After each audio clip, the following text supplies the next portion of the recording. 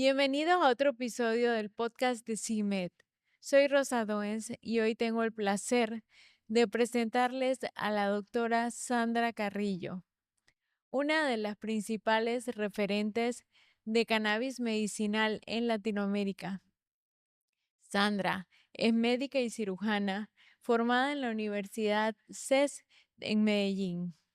Tiene una maestría en gerencia de servicios de salud y múltiples certificaciones internacionales en medicina basada en cannabinoides. Además, es presidente de la Asociación Médica Colombiana de Cannabis Medicinal, profesora en programas académicos sobre cannabis en universidades de Colombia, México y Canadá. Panamá también está aquí. Y ha asesorado procesos legislativos asesorando las mesas técnicas que dieron origen a la Ley 242 sobre cannabis medicinal en Panamá. También contamos con la participación de Erika Nota, quien es madre de una persona que estuvo también tomando todo el cannabis medicinal como tratamiento en síndrome de Lennon-Gastaut. Bienvenidas. Muchas gracias, Rosa. Muchas gracias, CIMED, por la invitación a este podcast tan importante. Es un placer estar aquí con ustedes. Doctora, en su trayectoria en la medicina, ¿qué la llevó a transitar hacia el estudio académico y clínico del cannabis medicinal? Lo que me inspiró a estudiar acerca del uso de las terapias cannabinoides fueron precisamente los pacientes con epilepsia, porque empecé a ver estos niños que tomaban el cannabidiol y cómo les mejoraban las convulsiones y ver estas madres que se tenían que ir a otros países a conseguir ese medicamento precisamente porque veían en este medicamento una respuesta beneficiosa para la reducción de las convulsiones. Cuando yo vi esto, como médico me conmoví, me dio intriga, pero siempre como médicos queremos saber más, tener más evidencia científica, conocer de dónde viene esa mejoría de ese paciente, y fue ahí donde empecé mi viaje. En el estudio de la modulación del sistema endocannabinoide. Tengo casi 10 años. La primera vez me fui a Estados Unidos, estuve en Israel, en Canadá, donde me entrené y me certifiqué en diferentes universidades, y definitivamente esa búsqueda que tenía de la evidencia científica y de el por qué ese cannabidiol funcionaba, por qué ese cannabis funcionaba en los niños, encontré muchísimas respuestas que hicieron que me enamorara del estudio de lo que es la modulación del sistema endocannabinoide, de cómo hay tanta ciencia detrás de este uso de las terapias cannabinoide y cómo estos medicamentos realmente pueden impactar en la vida de los pacientes. Entonces, realmente ese punto para mí fue los pacientes con epilepsia, los que hicieron que se despertara ese interés, y empecé a estudiarlo. Y para enmarcar la conversación, ¿cómo definimos cannabis medicinal? ¿Qué diferencias existen entre el uso terapéutico, el uso recreativo y de los productos artesanales también? Muy importante enmarcar esa diferencia porque hay mucho estigma y mucho tabú alrededor del uso del cannabis, y realmente ese estigma se debe a que de lo que más se escucha es del uso adulto. Siempre yo invito a las personas a que, y estamos tratando de que no se use la palabra uso recreativo, porque esa palabra recreativo da una connotación sobre todo a la juventud, a los adolescentes, de que si la quieres pasar bien, esta es la sustancia que debes utilizar, y estamos tratando de hacer el uso de la palabra uso adulto o uso no medicinal para hacer el paralelo. El uso medicinal, la planta, desde el momento que se cultiva la planta del cannabis, desde el momento que se pone la semilla en la tierra, tiene que pasar por unos estrictos controles, tiene que tener algo que se llama buenas prácticas de agricultura, se vigila qué tipo de suelo es, o si se hace hidropónico médico, qué tipo de nutrientes se le da a esta planta. Luego, en el momento que se hace la extracción del medicamento de la planta, se debe hacer en unas facilities que cumplan con estándares de calidad, que estén libres de pesticidas, libres de metales pesados, que haya una cuantificación adecuada de los cannabinoides que tiene la planta, porque estamos produciendo medicina. Entonces, esa planta para uso medicinal tiene que cumplir con rigurosos estándares de calidad porque son unos productos grado farma, grado farmacéutico, que se le van a dar a pacientes con condiciones neurológicas, inmunosuprimidos. Entonces, no pueden tener contaminación y tiene que estar muy bien estipulado qué es lo que contiene. Ya cuando estamos hablando del uso no médico o uso adulto, lo cultivan en cualquier lado porque lo utilizan para fines que en Panamá se legalizó el uso medicinal del cannabis. El uso adulto o no médico sigue siendo penalizado por la ley. Entonces, claro, estos cultivos para el uso no médico o uso adulto, mal llamado recreacional, son cultivos ilícitos. Su nombre ilícito lo dice, no tienen que cumplir con ninguna normativa, no tienen que cumplir con ningunos estándares de calidad, y es muy común que esta planta del cannabis, cuando no tiene protocolos de seguridad o de estandarización o monitorización adecuada, puede venir contaminada con pesticidas, metales pesados, bacterias, y eso es lo que estos usuarios de uso no médico están consumiendo. Entonces hay un paralelo muy grande, y cuando ya tú te refieres a productos artesanales, como su nombre lo dice, lo preparan en la casa, en la cocina, son unas extracciones muy rudimentarias que, como no cuentan con esos laboratorios de estandarización y de calidad, pues no podemos cuantificar si están contaminados, si tienen metales pesados. Entonces son dos mundos muy diferentes, y como estamos hablando en Panamá de uso medicinal, que fue lo que fue aprobado, en Panamá lo que se va a tener es una producción de productos estandarizados que cumplan con altos estándares de calidad. Es súper saber esa diferencia. En epilepsia refractaria, ¿qué nos dice hoy la evidencia sobre los efectos del CBD y la reducción de crisis en el desarrollo neurológico, la calidad de vida y demás? Bueno, de hecho, fue para las epilepsias refractarias que la FDA de Estados Unidos dio un permiso a un medicamento que se llama Epidiolex. El Ujú, Epidiolex es el único medicamento aprobado por la FDA de Estados ok. Unidos que es un derivado del cannabis. En este caso es un extracto purificado de CBD, y se aprobó para el tratamiento de epilepsias refractarias, específicamente en pacientes con síndrome de Lennox-Gastaut, Ujú, síndrome de Dravet y esclerosis tuberosa. Entonces, la evidencia que tenemos para epilepsias refractarias es muy robusta, ya que para poder que la FDA diera esta aprobación, se tuvieron que hacer estudios randomizados, placebo, controlados, y una investigación muy exhaustiva de lo que era seguridad, eficacia, y se demostró gracias a estos estudios que el cannabidiol, en este caso el Epidiolex o el cannabidiol purificado, ayudaba a reducir las convulsiones en los pacientes hasta en más de un 50%. Entonces, eso fue una gran noticia tener esta aprobación de la FDA para un producto que es derivado de la planta del cannabis. claro, por supuesto. Erika, cuéntanos un poquito acerca del camino para acceder al tratamiento. Un camino súper largo. Hace 8 años entró el cannabis medicinal a nuestras vidas. Em, Como periodista había leído sobre el tema. Mi hijo Rocco tiene síndrome de Lennox-Gastaut, que es uno de los síndromes que pues se usa el cannabis medicinal. Probamos desde los 6, 7 meses que tenía Rocco, que empezó con convulsiones.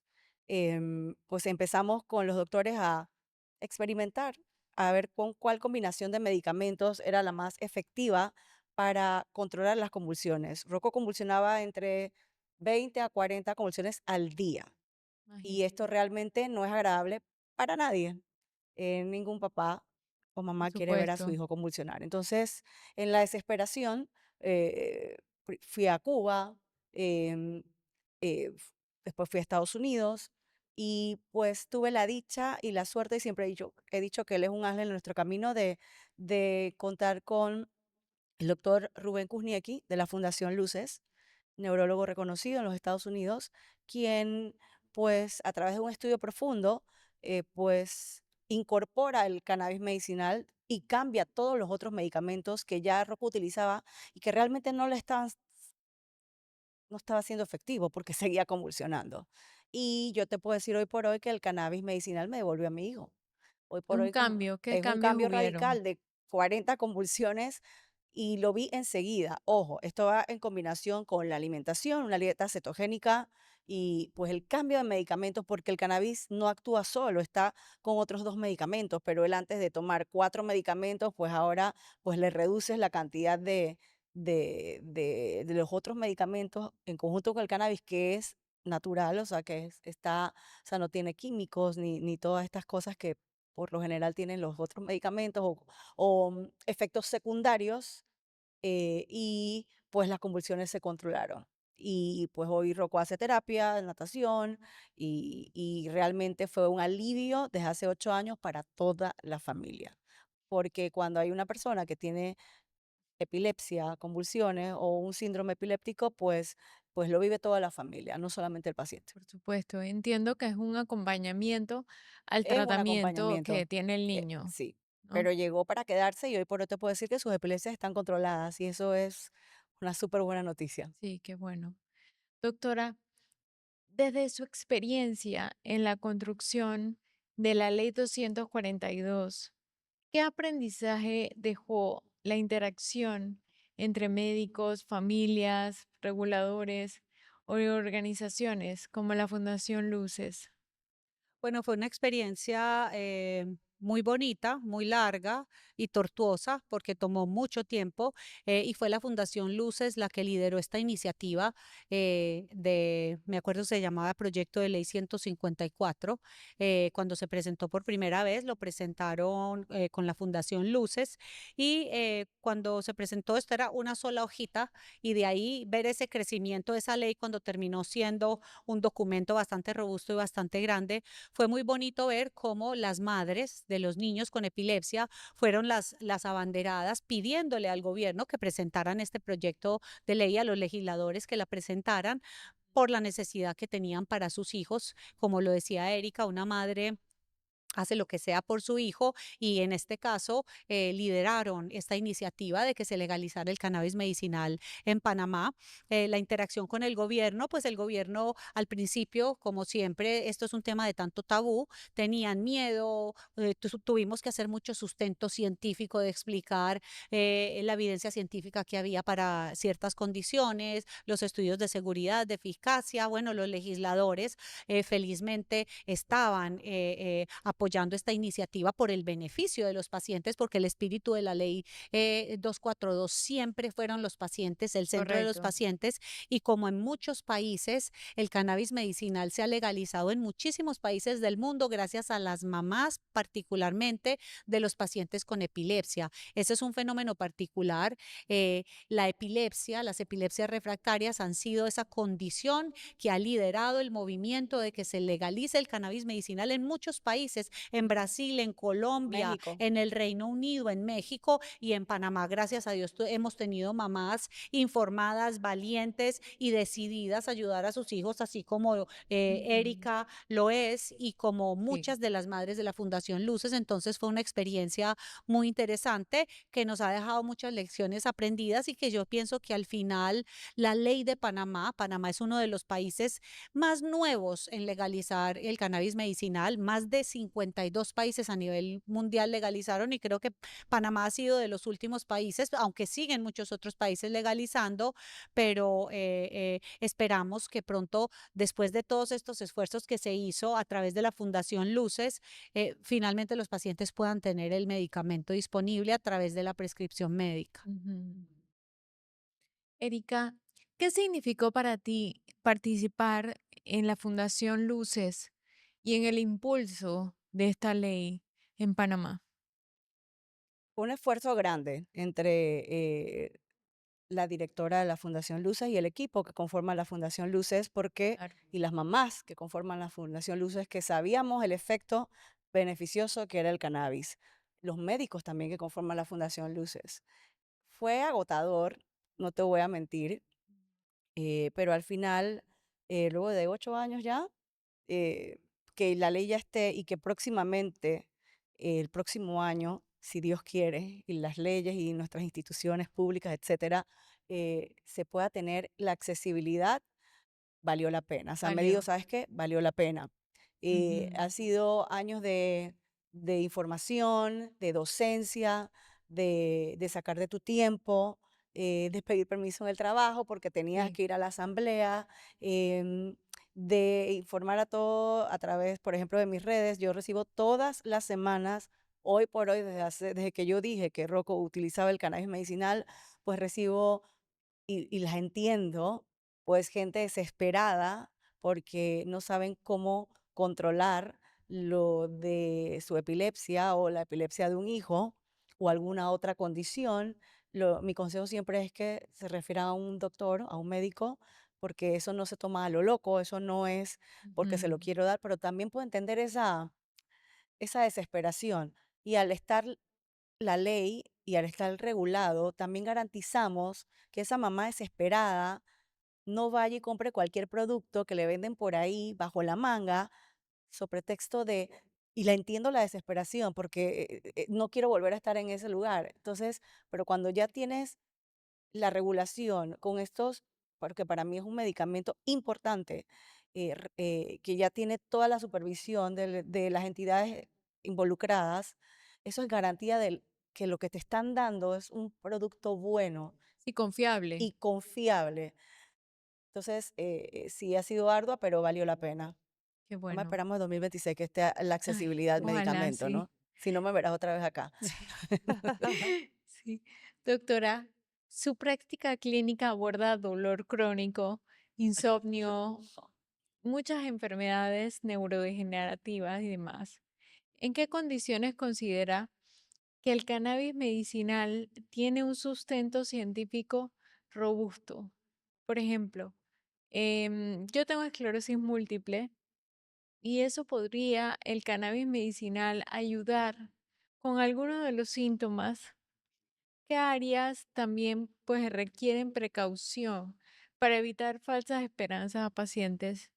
Muy importante eso que pregunta Rosa. La verdad que como médicos tenemos esa obligación de tratar a nuestros pacientes basado en la evidencia científica y nos tenemos que alejar de lo que son esas falsas promesas a los pacientes. Siempre que el paciente llega a la consulta, uno tiene que hablarle con la verdad y después de hacerle una evaluación exhaustiva, a mí me ha pasado en mi práctica clínica que yo le digo al paciente, porque a veces el paciente llega diciendo, quiero que me den cannabis, y si uno como médico lo evalúa, sigue los protocolos y tiene el conocimiento de cuáles son las indicaciones.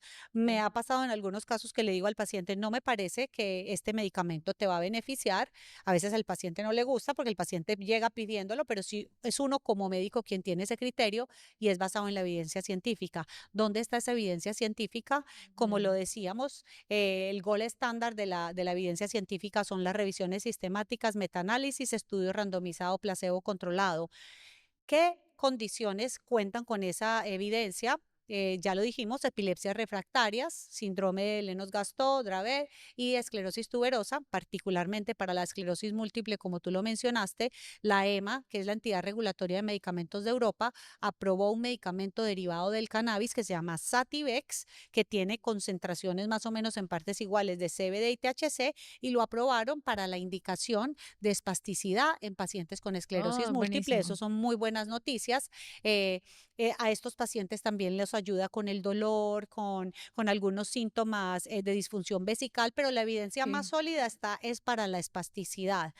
Más evidencia sólida tenemos para el tratamiento de náusea y vómito inducidos por la quimioterapia como terapia coadyuvante con otros antieméticos que se le dan a estos pacientes para el tratamiento de dolor crónico en pacientes oncológicos y no oncológicos. Los no oncológicos, por ejemplo, artritis, fibromialgia y estas patologías que no son derivadas del cáncer. Y para pacientes que tienen dolor con cáncer. En los pacientes que tienen cáncer o pacientes en cuidado paliativo, las terapias cannabinoides son de utilidad porque le ayudan al paciente con, por ejemplo, la caquexia o la anorexia que les da porque el paciente pierde el apetito, Correcto. para mejorar su calidad de vida, para mejorar el dolor. Entonces tenemos estas indicaciones muy respaldadas por evidencia científica y como lo decía yo en mi práctica clínica, yo tengo mi práctica clínica en Colombia, pero yo vivo en Panamá. Yo viajo Ok, una vez al mes a ver mis pacientes, pero me he dedicado mucho al tema de docencia.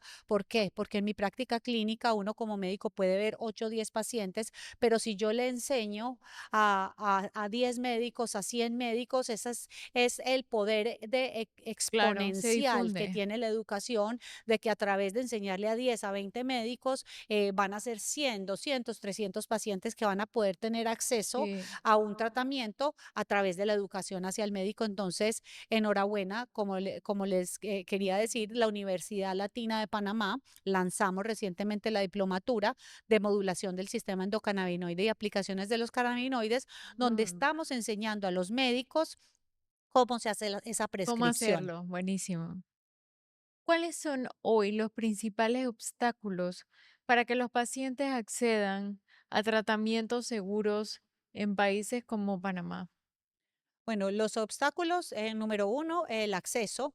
Porque si no hay acceso en este momento, eso es un grande obstáculo porque hoy día en Panamá no Mm, hay medicamento y quiero también levantar la mano y hacer una alerta. Están vendiendo medicamentos en la calle, en todos lados venden el Mira, cannabis, el CBD, hay que tener wow, mucho cuidado y lo hemos hablado con farmacia y droga, todos esos productos son ilegales. falsos. ¿Qué pasa? Ilegales, ¿por qué? Porque no están cumpliendo con estándares de calidad, no Ujú, tienen el aval de farmacia y droga, no tienen el registro correspondiente y esto se puede convertir en un problema de salud grave. pública porque son productos que no se sabe qué contienen. En Estados Unidos hay grandes alertas porque los venden en las estaciones de gasolina, los piden por internet y no hay ninguna aseguranza del tipo de calidad del producto. Entonces, Claro, y barrera el de paciente acceso. confía. Claro, barreras de acceso, número uno, eso, que no haya medicamento disponible regulado por farmacia y droga en Panamá, que Dios primero el año entrante tenemos fe que se vaya a tener. Otra barrera de acceso es la educación,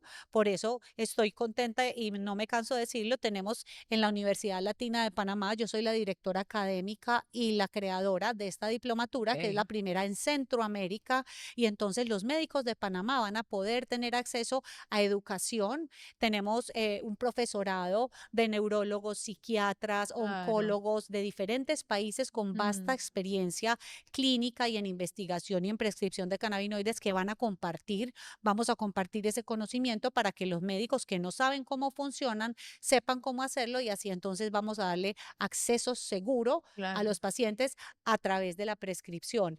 Otra barrera podría ser los precios, pero yo pienso que definitivamente va a haber buena competitividad y eso va a permitir que se tengan precios accesibles, pero algo muy importante que podría ser una barrera de acceso, y eso es un problema que hemos visto en otros países, es la cobertura por parte del sistema de salud. Mm, Esperamos que el sistema de salud en Panamá le cubra a los pacientes este medicamento, porque definitivamente la salud es un derecho para todos y el poder tener cobertura por parte del sistema de salud va a garantizar ese acceso seguro. Erika, como representante que usa este tratamiento, te hago la misma pregunta. ¿Cuáles son hoy los principales obstáculos desde tu perspectiva para que los pacientes accedan a tratamientos seguros en el país? El mayor obstáculo que tenemos hoy por hoy es que no hay accesibilidad al medicamento y el peor medicamento es el que con el cual no tienes accesibilidad. Y lo segundo es que me gustaría, y felicito estos espacios por informar, pero y también a la Universidad Latina, más espacios para orientar a los médicos de estas nuevas tendencias médicas que forman parte de todo lo que con lo que se puede beneficiar a un paciente, ¿no? Que se actualicen. Todas en nuestras carreras tenemos que actualizarnos. Y entonces, la voluntad médica de, de querer actualizarse por el bien de los pacientes. Doctora, pensando en el horizonte científico, ¿hacia dónde va la investigación sobre cannabis medicinal? ¿Cuáles son las preguntas de investigación prioritarias? Necesitamos mejores estudios sobre las dosis, efectos a largo plazo o costo-efectividad. Muy importante esa pregunta. A mí me encanta la investigación. De hecho, esa es una de las partes que me parece muy importante, porque si no fuera por la investigación y por médicos que se formulan estas preguntas, no tendríamos la cura a tantas enfermedades, no tendríamos tratamiento para tantas enfermedades. La expectativa de vida no hubiera crecido tanto, precisamente porque gracias a la investigación se han hecho tantos avances en la medicina. Y si bien el uso del cannabis medicinal no es una terapéutica que acaba de surgir, que alguien acabó de descubrir, esto es medicina milenaria, definitivamente como hoy día contamos con tecnología, con la rigurosidad de la investigación, y aplaudo las iniciativas que tiene el Hospital Nacional y CIME en hacer investigación, que se posicionan como líderes a nivel nacional, porque es gracias a esa investigación que nosotros como médicos vamos a poder tener ese respaldo científico para poder decir, mira, tengo esta evidencia científica, voy a tratar a mi paciente porque tengo estos estudios que me soportan. Lo que dice Erika es muy importante.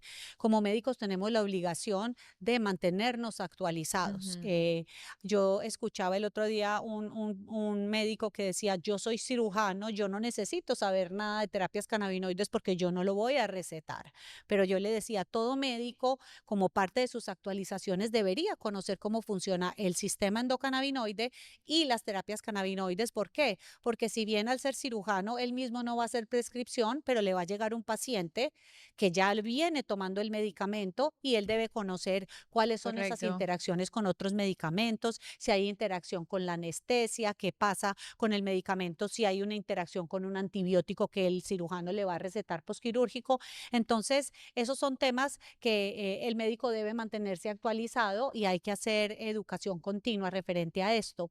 Referente a investigación, hay un website de Estados Unidos muy famoso que se llama clinicaltrials.gov, donde están listados todos los estudios que se están haciendo en este momento. Ujú. Y si ustedes entran ahí, la cantidad de investigación que hay referente a cannabinoides es impresionante. De las sustancias que han sido más investigadas en la última década, en los últimos 20 años, yo podría decir que una de ellas son los derivados de la planta del cannabis, particularmente los cannabinoides. Mm. Sí, hay muchas preguntas de investigación, como tú lo dices, necesitamos más protocolos. Hay algunas guías de práctica clínica, hay guías de Australia, hay guías en Estados Unidos, tenemos protocolos de dosificación, pero todavía necesitamos robustecer esa evidencia, eh, a desarrollar métodos de absorción para ciertos cannabinoides, porque, por ejemplo, la vía oral, la biodisponibilidad no es tan buena, investigar nuevos cannabinoides. Hasta ahora hay mucha investigación en el CBD y en el THC, pero hay otros cannabinoides de la planta como el CBG, las formas ácidas, que también tienen un potencial terapéutico. Entonces, ahorita mismo con la planta del cannabis, como yo lo diría, the sky is the limit. Hay muchísimo que hacer de investigación, estudios más a largo plazo para mirar qué sucede, aunque tenemos una buena data a largo plazo, pero definitivamente preguntas de investigación hay muchísimas, y yo espero que en Panamá se pueda liderar en producir este tipo de data que es tan valiosa, no Sí, solamente para Panamá, sino para el resto del mundo. sí, de acuerdo con eso.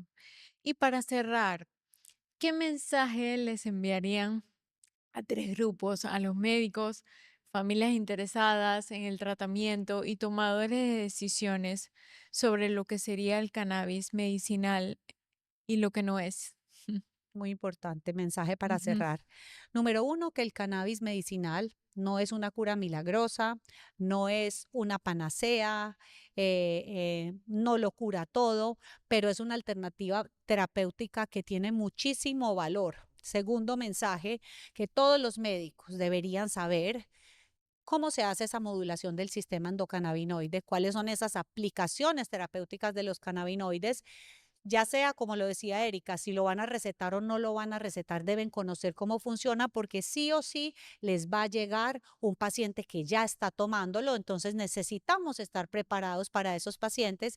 Entonces, ese mensaje a los médicos, al gremio médico, que utilicen este tipo de programas educativos, ya sea el que tenemos en la Universidad Latina de Panamá, que soy la directora académica, o algunos otros programas educativos que ya vendrán, o programas educativos educativos que hay a nivel mundial. Yo soy profesora, como tú lo dijiste, de diferentes universidades en diferentes Sí, países. De hecho, he tenido la oportunidad de ser invitada a dar conferencias en la Universidad de Harvard, en MIT, en Johns Hopkins, en la Universidad de Maryland, en UPenn, en la Universidad de Berna, en Suiza. ¿Y por qué les digo eso? Porque quiere decir que no es solamente Panamá el que está buscando información, no.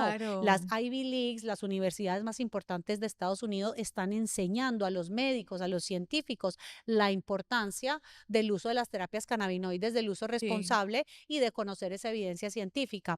A los pacientes, como lo dijo Erika, que siempre vayan al médico, que no se automediquen. Si bien esto es un tratamiento que es noble, aunque venga de la planta, definitivamente muchos medicamentos vienen de las plantas y como cualquier otro medicamento, los cannabinoides tienen efectos secundarios, tienen interacciones medicamentosas y el único que sabe eso es el médico, si el médico se se certificó o si el certifica. médico se entrenó. Entonces, a los pacientes que hablen con su médico, que no tengan Ujú. pena. En Panamá ya no tienen que tener pena Oh, porque está legalizado el uso sí, medicinal. Y correcto. a las entidades reguladoras, que yo sé que esto es un tema que es novedoso para regular, pero también que se certifiquen, que se entrenen, que busquen información para poder hacer una regulación que promueva la seguridad para los pacientes, pero que también le dé al paciente ese derecho a la salud que tienen.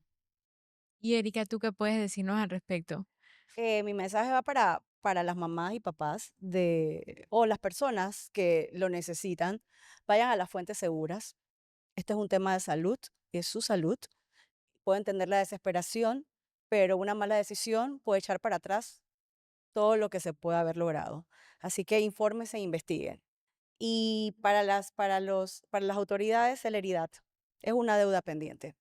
Es una deuda que tenemos hace 8 años pendiente y entiendo el proceso y está bien el proceso, pero ya está la ley. Ahora lo que pedimos los pacientes es que tengamos accesibilidad al medicamento. Ujú. Muchas gracias por estar aquí en CIMED con nosotros y Gracias. conversarnos y compartir la experiencia de ustedes y también todo lo que los pacientes queremos saber. Muchas gracias. Gracias Gracias por a la ti. Gracias. invitación Gracias. y así me también. Gracias.